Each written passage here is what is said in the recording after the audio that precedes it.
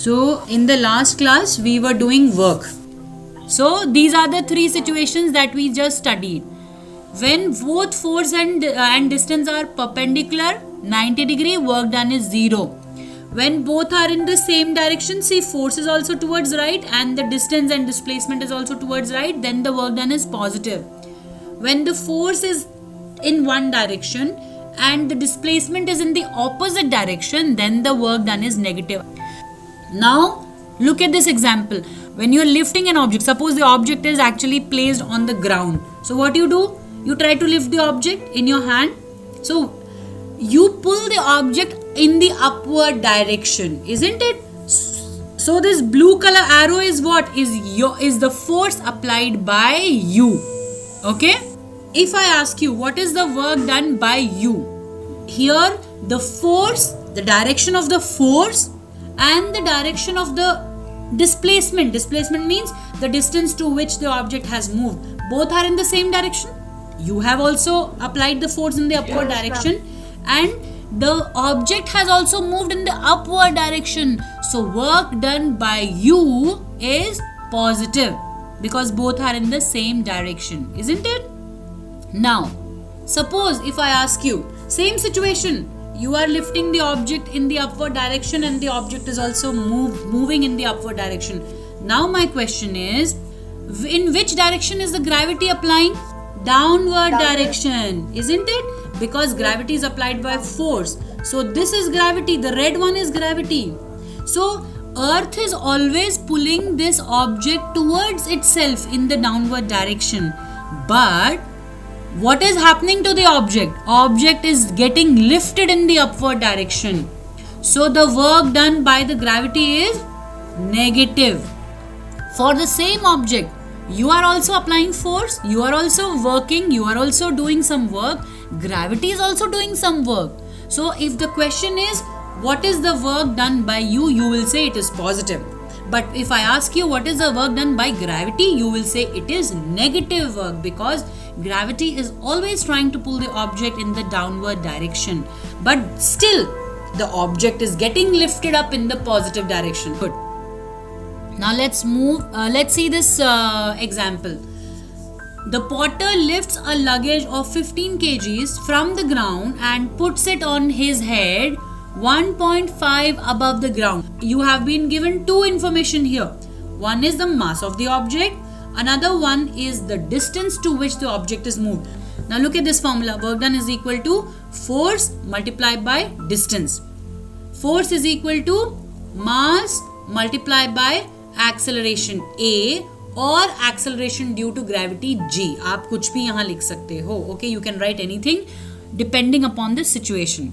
Okay, so you know what is force is mass multiplied by acceleration due to gravity. You know what is acceleration due to gravity? It is 10. You know what is mass? It has been given to you as 15 kgs. Okay, and you also know the distance to which the object has been moved. So that distance is 1.5.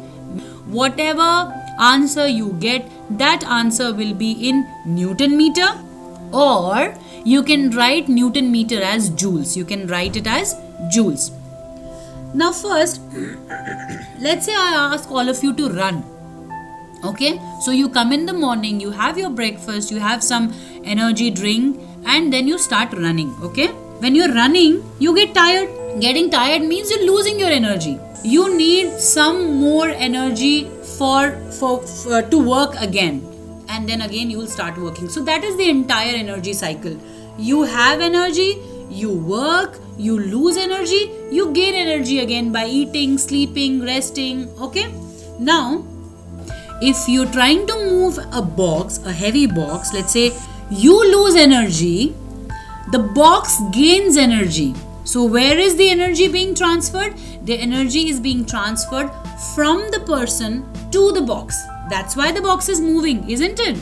So work is done by the person, work is done on the box.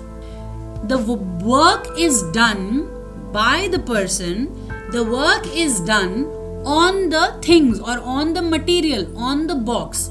Now, next and very important thing is how do you define this energy now? Now I said whatever work you want to do, whether you want to run, whether you want to work, you want to study, we all need energy. So this capacity of doing work is known as energy. A child has less capacity of doing work, okay, but a grown up boy or a girl will have more capacity for doing work. So how do you define energy? Energy of any object, and look at this, energy of any object is its capacity for doing work, okay, and energy and work done is all given in joules. So remember, energy and work done is the same. Its unit is also same. Joules is the unit of both energy and work done. And then you have units like joules, kilojoules, okay. Now that you have understood energy, there are different types of energy that we have in nature, okay. Like the other kinds of energy you have is, can you, like I have written few here. Electrical energy, it comes from the current, the electric current that flows, that is there in your all your houses. Then you have light energy, you have heat energy, you have magnetic energy. So there are many different types of energy. Now out of those energy, we are going to study in this chapter, we are going to concentrate on one type of energy, which is mechanical energy. So mechanical energy comprises of two types of energy, potential and kinetic. See you all in the next class. Bye.